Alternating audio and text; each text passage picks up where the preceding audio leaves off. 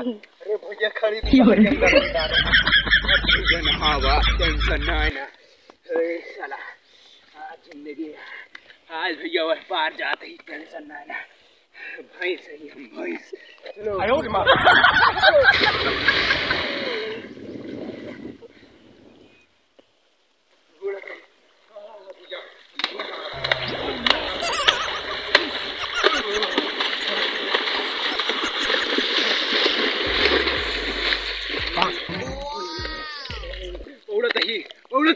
हम नदिया पार कैलन हम नदिया पार कैलन ढुकिया पाई गेन हम तो ढुकिया पाई गेन ओ बल्ले बल्ले हम तो ढुकिया पाई गेन तैरत हम तो ढुकिया पाई गेन हाँ इतना बड़ी नदिया पार कर देन ओ बल्ले बल्ले भैया देखा इतना बड़ी नदिया पार कर देन।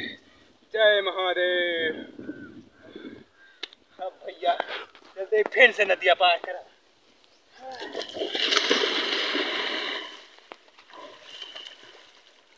भैया हम न जा बहुत गहिर है। अब हम न जा भैया बहुत गहिर है। माँ भैंस नहाती है हम नहा ली बहुत बड़ी बात। हाँ फैला गए भैया कौन नदी हम नहाए